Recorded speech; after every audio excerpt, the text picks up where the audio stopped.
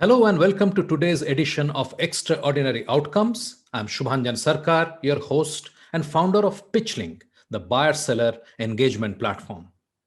In our show today, we speak with TG Dhandapani, advisor digital transformation and former IT advisor to Sundaram Clayton. We bring you a news roundup from the world of sales, SaaS, and startups in our bulletin NS3, and David Cancel, founder of Drift, on his predictions for sales and marketing in 2021. Let's dive right in. First, the news in NS3.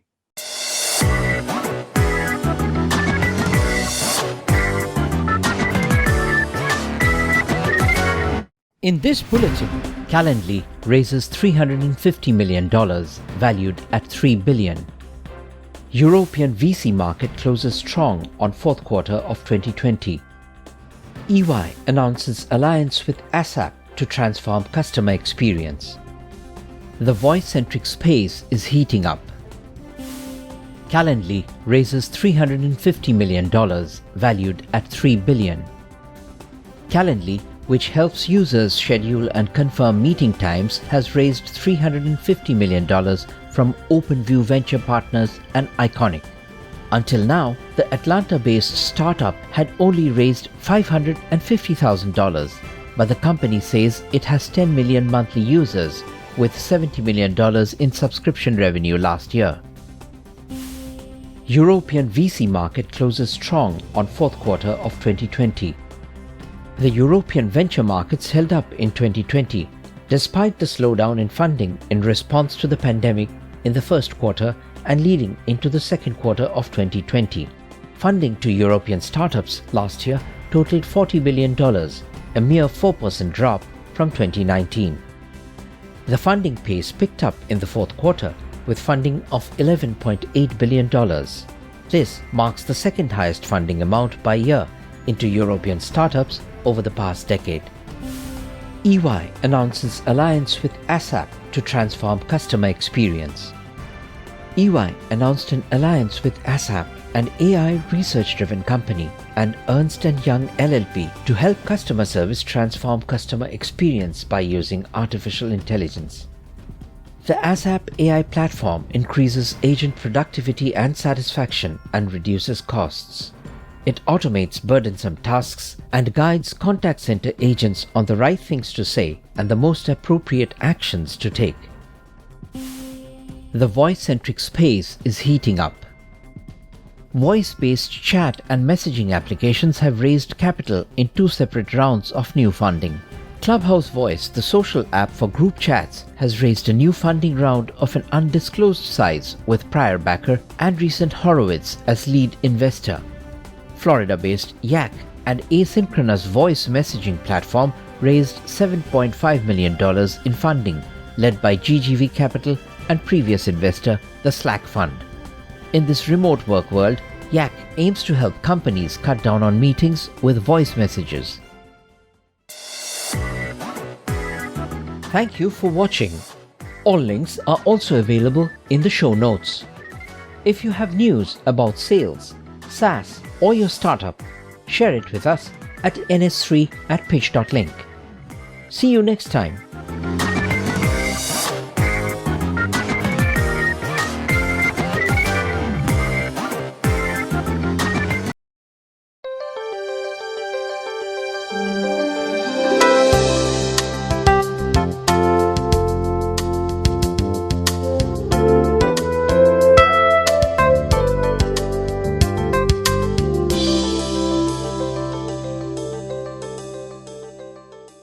Meet TG Dhandapani, advisor digital transformation and former IT advisor to Sundaram Clayton.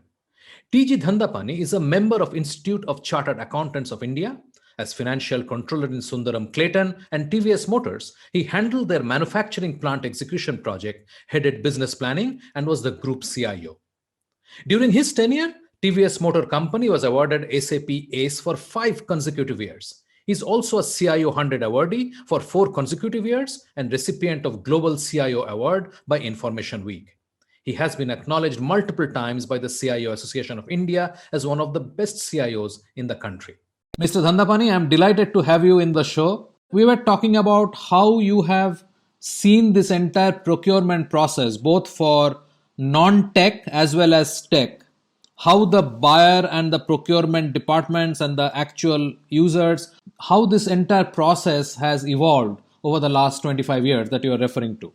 Basically, for non-IT procurement, the necessity is created either by creation of new facilities or for replacement or for creation of new facilities. You may have to look at everything from the scratch. Okay, right from procuring the identifying the land and procuring that particular land and buying all types of machineries which are required, and different facilities that need to be created for the running the.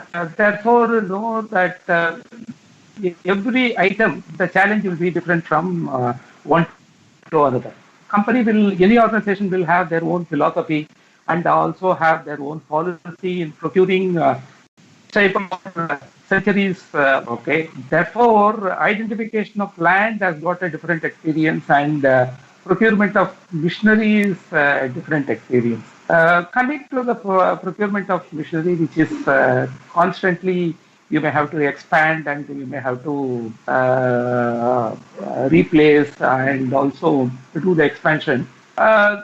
Basically, though, that the facility creating department, the technical department, the production engineering department, they decide for what capacity we are going to create the plant and what type of machineries we need to procure. The entire bill of material is also created at that particular time. Basically, the design department give what need to be manufactured, how accurately the products need to be manufactured, and the production engineering department decide what should be the type of machinery we need to buy it, whether it is a machinery or a processing plant in terms of paint plant, or in terms of welding, or in terms of any other chemical treatment plants and other things. The specification given by the design department is very important. Basically, if you call 2 or 3 suppliers, all of them will meet the basic requirements. Whatever may be the accuracy, what we are specifying, those accuracies and basic hygiene needs, they will be in a position to meet it. But in order to have long-term gain with the supplier, we have to look at what type of value adds they are giving. When we are talking to 2 or 3 suppliers, the type of value adds what they give may vary from supplier A to supplier B. Supplier may offer you some 3 value adds, and supplier B may offer you 2 value adds, which will be totally independent of what has been offered by the supplier A.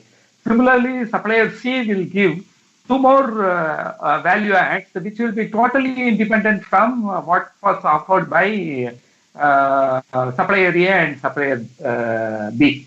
Then you have got to decide out of all 3 value adds which has been offered, you may have to choose which is the best suitable for you and decide. Let us say that 3 of value adds are very important for you in that order, and then you may have to negotiate with all the suppliers such that you get the best value adds what you need from one supplier. At the end of the day, you are going to choose only one supplier. Right. Most of the negotiation is taking place around this. Commercial negotiation is the last one. You can always win over, bulldoze it, or get convinced and go ahead for purchasing.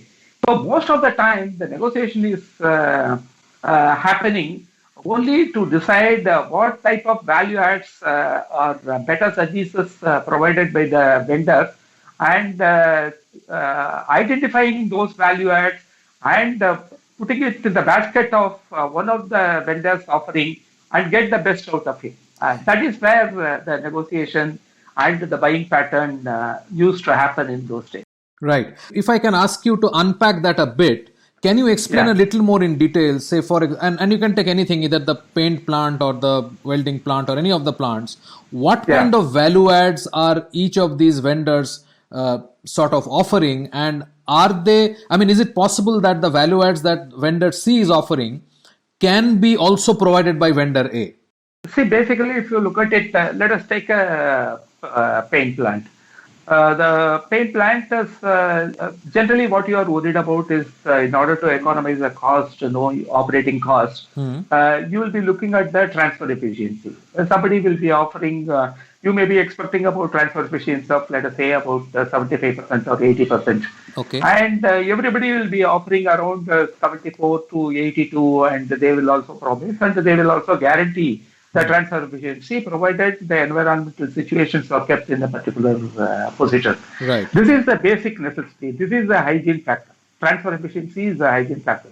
And then we may have to look for to achieve this transfer efficiency, and the value add is coming in the form of, let us say that what speed you will be in a position to get the produce. Somebody will be offering, okay, 10 sets per hour, somebody will be offering 11 sets per hour, somebody will be offering 9 sets per hour. Therefore, we may have to choose which is more productive, okay, Right. which facility is much more productive. This is one type of value adds. And another thing, that when the product itself, over a period of time, the paint plant is all established for about 25 years and 30 years. Okay, what type of value add they give, over a period of time, they are in a position to upgrade the technology from time to time. Right. Because the paint composition will also change, and paint, the basic requirements of the paint will also change. The paint equipment should be in a position to answer to the developments which are taking place in the paint industry. Therefore, the vendor should be in a position to offer you up-to-date adoption of technology. This is another type of value add. Right. The third value add, what I can think of is the maintenance. Okay, how consistently he is in a position to give you the uptime nearly about 99.99%. Okay, Right. how easily he is in a position to give, what type of guarantee he is give, to what extent he will be in a position to handhold you over a period of time. This is another type of value add. Okay, not that every vendor will be in a position to give you all value adds together, but somebody will be specialized in some particular area and they will be in a position to offer it.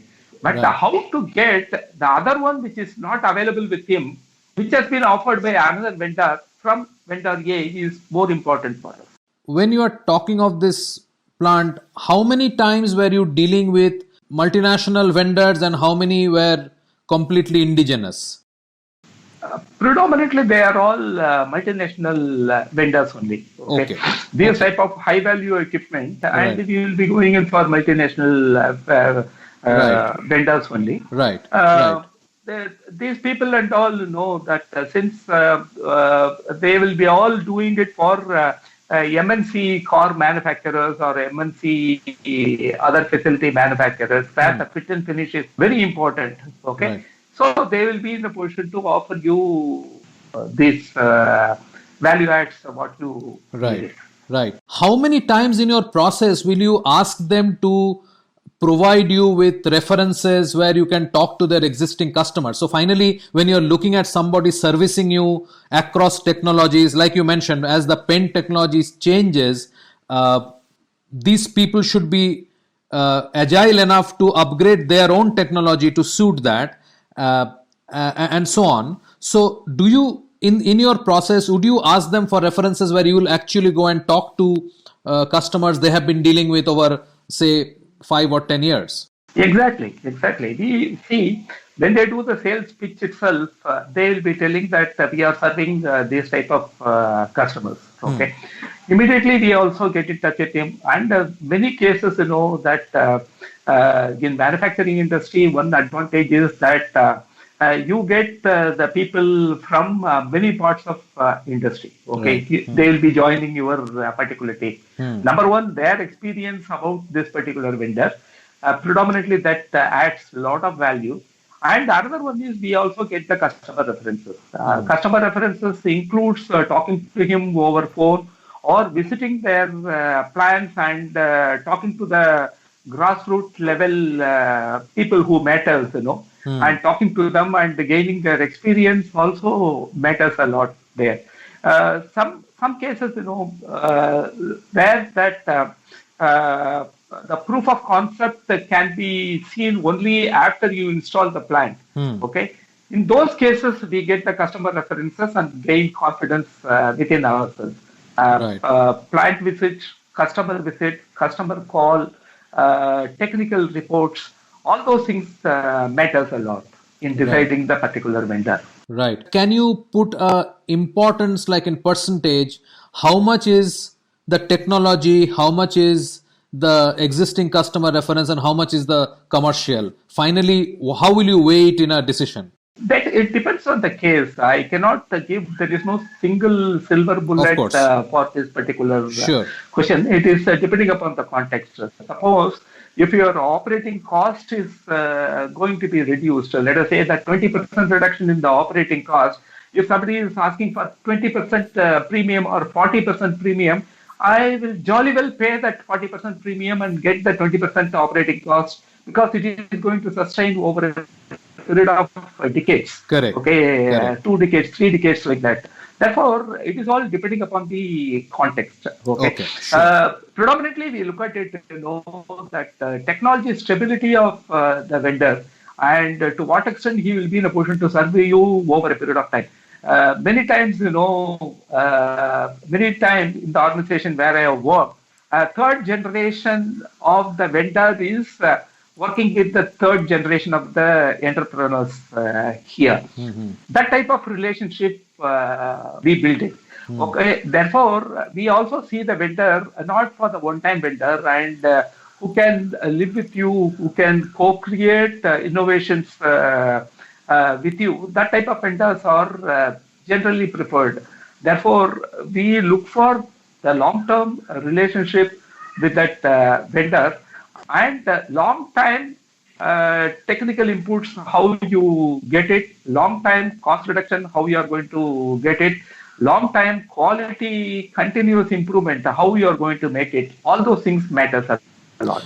When you are looking at vendors for the first time, see, if you already know a vendor and the vendor has already supplied you a plant in the past, you have worked with them for the last 15 years, they will always have an edge. Unless their technology is outdated, they will have an edge with you because you know them as a customer, you know how they behave with you as a supplier and so on. But when you are buying something new, you are bringing in new technologies and you don't have existing relationships to fall back upon, how do you actually determine these factors, that are they good enough to have long-term relationship? Will they be able to stand by? What goes into that decision-making process?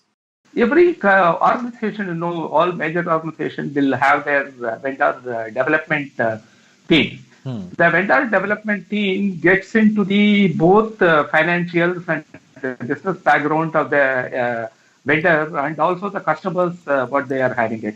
They do a lot of research upfront. Okay, that especially for the paid plant kind of vendors, that vendor development team does a lot of homework in creating, collecting more and more information about the vendor until you get fully satisfied. Always creating a new vendor is both an opportunity as well as a risk. If you are getting a very good vendor, it's like a marriage. Okay, so you may have to take appropriate risk and accordingly behave yourself over a period of time, and you get the best output from your vendor, and you can also give a good business to your vendor. It's a risk. You may have to do a lot of homework before that one. The homework include the kind of desk research, what you do, customer references, and going to the customer and talking to them and talking to different levels of customers organization. Okay, it's not adequate that if you talk to only buying department. Actually, you may have to go and meet the user, ultimate user, who is using the facilities of that particular vendor to gain correct information. Therefore, talking to them more and more and talking to other vendors about this guy also sometimes it helps. Okay, not always. Sometimes it helps and to gain maximum confidence from the vendor. It's a experienced process. Basically, it is a structured process as well. Okay, you gain a lot of things out of talking to them and getting more and more data and studying more and more their technical publications and also their customer experiences.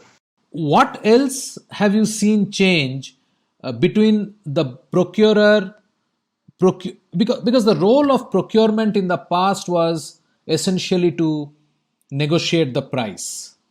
That was the traditional role of procurement, right? Correct. So how have you seen that role change, and how have you seen other end user coming into a bigger sort of say in the decision making? 25 years back, if you want to go and buy a car, okay, in 70s, if you want to go buy a car in India, that you had only two choices: Premier, Burmini, and Ambassador. That's all. Okay, Right. in 70s, if you are going to go and buy, there you cannot go and say when the waiting period itself is about 6 months or 10 months. You cannot go and tell him that what color you want. Right. Only after buying you can go ahead and change the color. Okay, that is the only thing you can do. That was the situation, but today the situation has changed a lot. There are three types of requirements. Whenever you do the buying it, one is that the basic hygiene requirement. The hygiene requirement in the sense that whether it meets car means it should start. Okay, it should run. It should apply brake. Okay, that type of basic requirement. Then you look at for certain operations. Benefit creating features, okay, whether it increases the productivity in your organization, whether it increases the quality in your organization, whether it brings the ease of operation, adaptability, and also whenever you are changing the products, whether you are in the position to make use of the same facility for making new products, okay, that type of flexibility. Those things are all operations convenience creating elements. And the third one is the strategic thing. Okay, sometimes when you say that you hold it, that brings a lot of prestige to the organization and also improves the image of that particular organization. Okay, but predominantly, if you look at it, 30% everybody will be meeting that hygiene requirement. Okay, so therefore in 70s and 80s, when you had no other choice, you will be looking for only the hygiene requirements. Okay, and the more availabilities are there, the buyers started looking for, okay, what is that I am going to gain by buying it from you? Right. How my productivity is going to get increased? How my cost is going to get reduced? How my quality is going to get improved? How it is going to ease my life? Okay, on day-to-day daily work management activities, how it is going to help me out? That is what the people started looking for. And nowadays, people look for, okay, when I have that particular project, okay, I don't have any problem at all. Okay, I can concentrate on that one. As and when you upgrade it, you will come and fix it here. Okay, it's like an Apple product. Okay, you buy it now. Okay, over a period of time, whatever maybe the version changes, they will be in a position to adapt it to the product what you have already bought it. There is a protection of the investment, and that is added features what they have brought in also. Now people are looking for the value-added facilities also that, and also the features that are bringing certain strategic intent, strategic initiatives that could be brought into your organization by bringing that facilities or a product. So obviously the hygiene factors, these decisions are much faster, smoother, and the processes are more or less in place. There is no discovery happening there, right?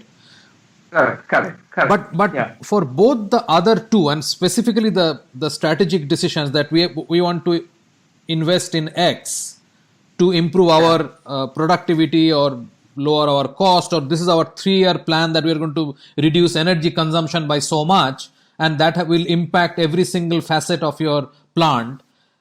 At what point in each of these cases does a vendor actually get an entry in the decision-making process? So, for example, if you're thinking of a strategic initiative which will unfold over the next 2 or 3 years, and your end result is to be visible in 3 years' time, when do you actually see talking to vendors? If the investment is quite high, we will start talking on the first day itself. Okay. It is all depending upon the size of the investment and the stake of your organization on that investment that matters. Okay, if your stake on that investment in your organization is quite high, let us say, based on which you are going to run that particular organization for next 3 years or 4 years, or next 5 years or 10 years, then that stake is very important. Right upfront, you may have to discuss about it, because hygiene matters, everybody will be in a position to meet it. Okay, that is taken for granted. Okay, the value add and the strategic intent is very important. Value add brings some frills of some benefits, what you can get. Like low-hanging fruits, which you will be in a position to gain it in 2 to 3 years' time. And that is a very important factor. And more importantly, okay, over a period of time, see, if you look at it, if it is going to reduce the power cost in the next 10 years, let us say, or even the tool cost, let us say that if they guarantee that tooling cost is very important in manufacturing, okay. Therefore, if they promise that over a period of time they will also do the innovation and bring new set of tools such that your consumable cost over a period of time, year on year, will get reduced by 10%. Okay, that type of discussion is going on today. Okay, will you give 10% or will you give 15% or will you give 5%?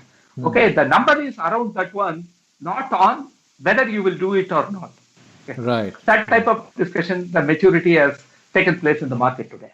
What, according to you, are the sellers doing wrong when they're approaching these kind of large opportunities? What is it that they're getting wrong? See, having experience in this particular area, when I come to IT, one thing I have, there are 2 or 3 mistakes they are doing it when it comes to technology buying it. Number one, they come and first ask the embarrassing question that what is your budget for this? Okay, that is absolutely wrong. Okay, they always think that the organization is driven by the budget only. Okay, but organization is not always driven by the budget. Okay, for financial discipline, you need to have a budget, but no financial controller will say that if that particular investment is going to give you 20% return year on year, no financial controller is going to say no to that one. Okay, he will create a non-budgeted sanction for that one, and he will love and have it. It is all depending upon the value add what you are creating it. Having said that one thing what they are asking is what is your budget? That is one mistake they are doing it. And second thing, the mistake what I have seen it in IT industry, that IT procurement, is that they come and ask for what is your problem?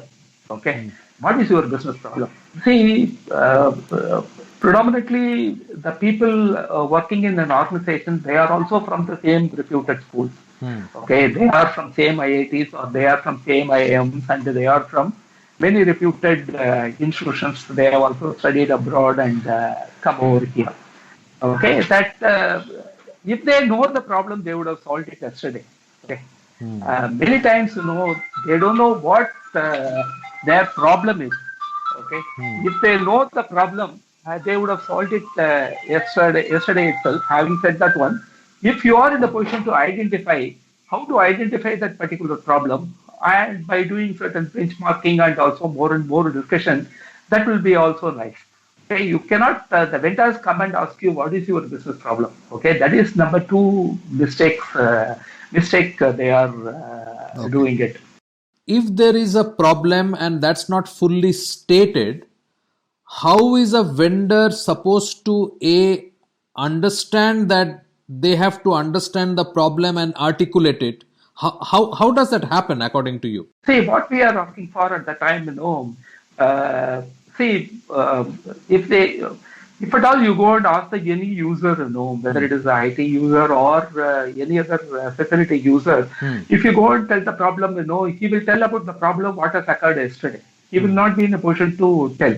So in early, in late 90s and 2000, when I gone in for IT, and I went and asked the users, what exactly you are expecting from the IT department. They said, give me one more printer. Okay. If I give one more printer, they are very happy about it. Replace the cartridge much more frequently. That's what they say. If you replace the cartridges in the printer, they are happy about it. Okay. Their level of problem at that particular point of time is only that.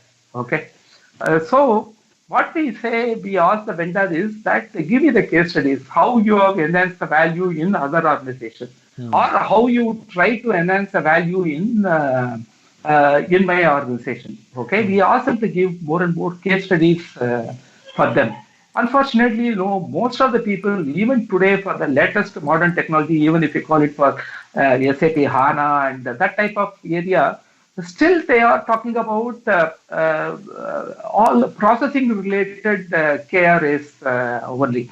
See, for example, I will be in a position to reduce the MRP running time from 2 days to 2 hours. Okay, and they will say that the costing closure, monthly costing closure, from 2 days I will reduce it to 2 hours or 3 hours. Okay, that IT guy may not be in a position to go and tell the management or the decision makers or the financial controllers. So they cannot go and tell them that MRP has been taking 2 hours or 2 days, or he will get surprised. Have you been running the MRP for two days? Okay, they will get shock of their life and say that what a poor system we have been having it. Okay, see, when it comes to high technology items, the people should concentrate on the value that brings to the top management first, and the value that brought to the middle management next, and value that brings to the actual user who is on the shop floor. Okay, they should be in a position to address the needs of all levels of people in the organization at a particular point of time. If they are in a position to do it, they can do a better winning in an organization. Unfortunately, even in the very high-tech buying, say for example SAP HANA, when they want to give the services or sell the product, they target on procure to pay process. I will improve it. I will improve the procure to pay. Top management is not at all worried about it. Okay, and they come and say that if you by implementing SAP HANA, you will reduce your MRP running time from 8 hours to 2 hours. So who is bothered about it? Anyway, MRP is running overnight, where the big business transactions are not taking place. They are not at all worried about it. See, what is relevant to them, what is making them, what brings them wow factor at their level, that matters. Okay. If you go and tell the top management, these are all the ways you can identify your customers, these are all the ways you can go closer to your customers, these are all the ways you can identify where you are not selling, and they will be thrilled about it. Okay. And if you go and tell them about I will improve the GR processing time, goods receipt processing time, from 2 minutes to 1.5 minutes, they will be least bothered about it. Okay. So they have to also worry, from 2 minutes, if it is reduced to 1.5 minutes, what to do with that half a minute? Okay. Is he going to look at WhatsApp and FB at that particular time? Or how am I going to productively make use of that particular time which is saved? Okay. So these are all the things will be going in the minds of the people who are making the decision. Therefore, 3 levels of people there, at the very highest level, and middle level, and the operating level. So any vendor should be in a position to bring the KRAs that will improve at all 3 levels.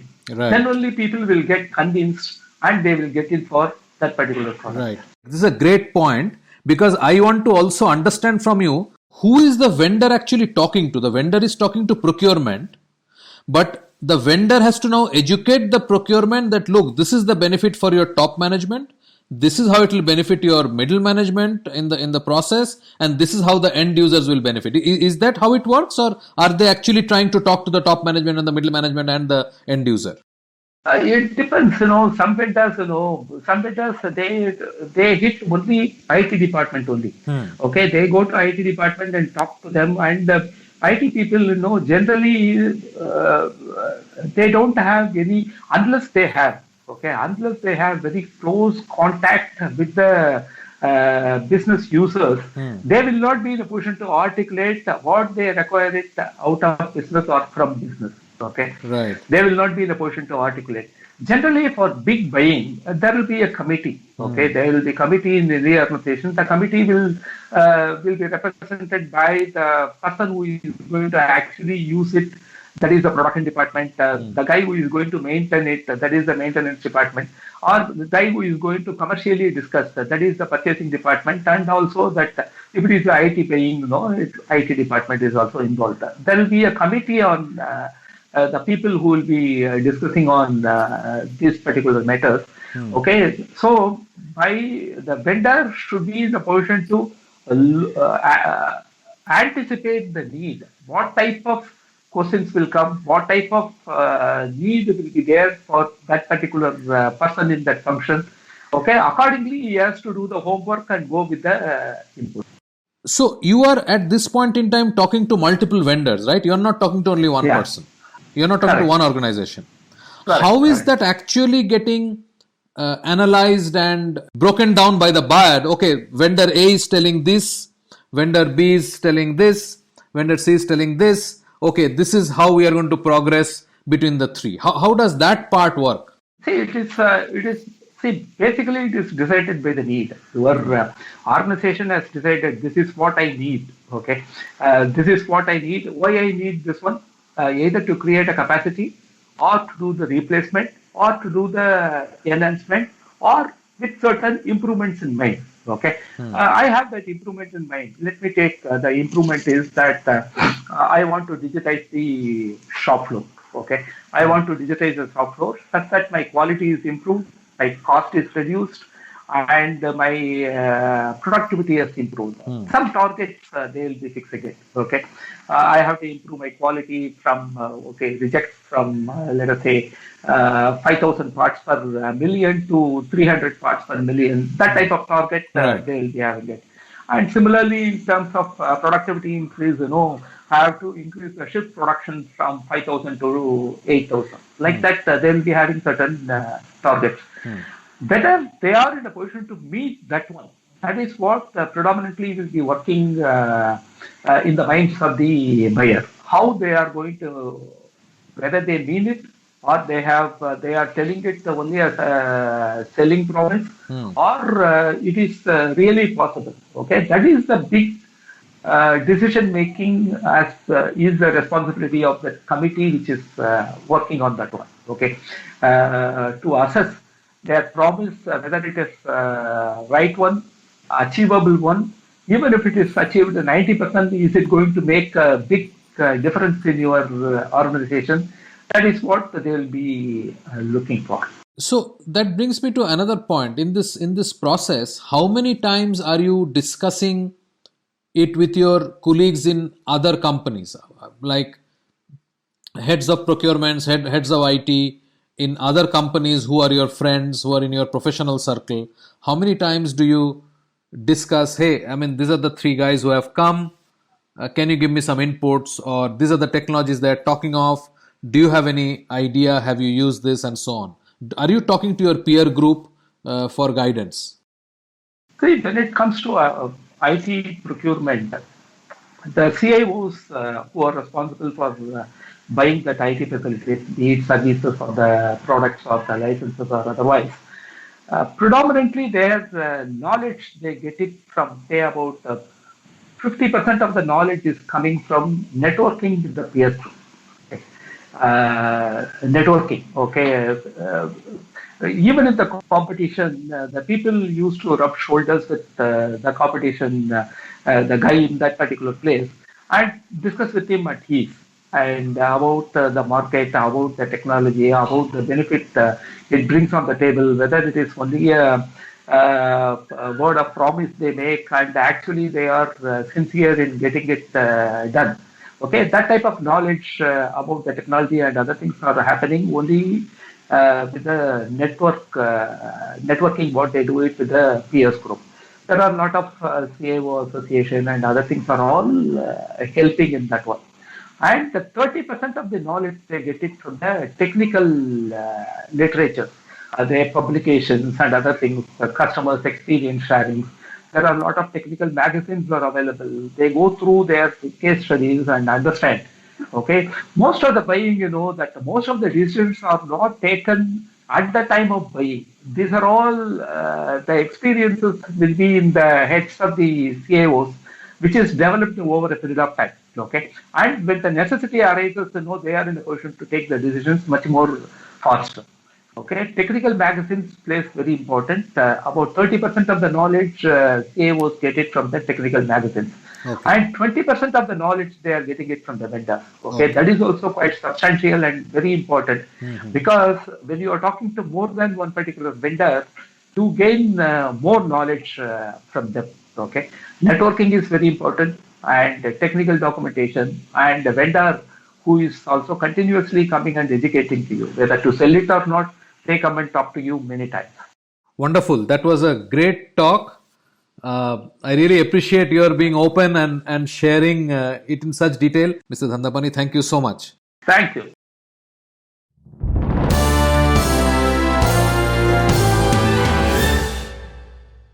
Meet Jens Hensche, the founder and managing director of the Phoebus Partnership.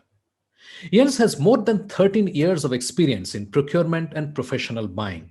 He held a senior global procurement leadership position at Procter & Gamble and was procurement and supply chain management director at KFC. Jens consults sales, procurement, and supply chain management teams on how to build winning, customer-centric business relationships. He obtained a MSc degree in international management from Rotterdam School of Management, Erasmus University, and now lives and works in London. Over the last 15 years, the procurement profession has changed dramatically. If you look into what was the main goal 15 years ago, it was pretty much consolidate the supply chains, consolidate the number of suppliers that you have, find cheaper suppliers, cost reduce, cost optimize. That was the main focus for procurement professionals. And where we are today and where the best organizations are in that field today, it's all about identifying the best external capabilities, so supplier capabilities, and match them with the internal needs that I have as a business.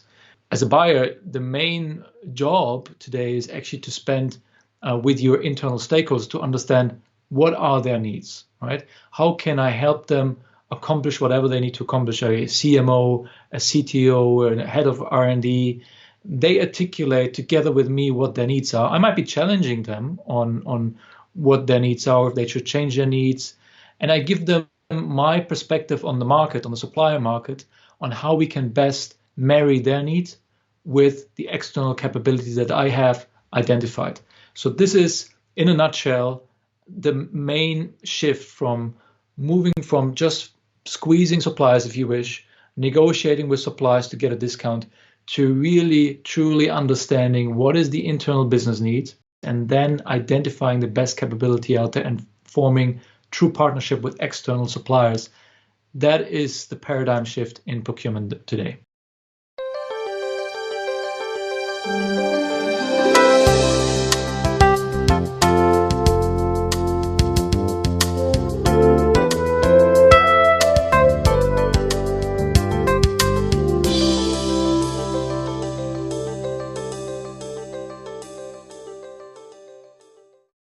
And finally, here is David Cancel, the founder of Drift, in his Seeking Wisdom podcast, where he speaks about his 5 predictions for sales and marketing in 2021. Here is the first one. Listen in. Number 1 is simple. B2B sales, as we know, has been changed forever. So the one thing that this pandemic has done, it's fast forwarded this idea of digital transformation by at least a decade.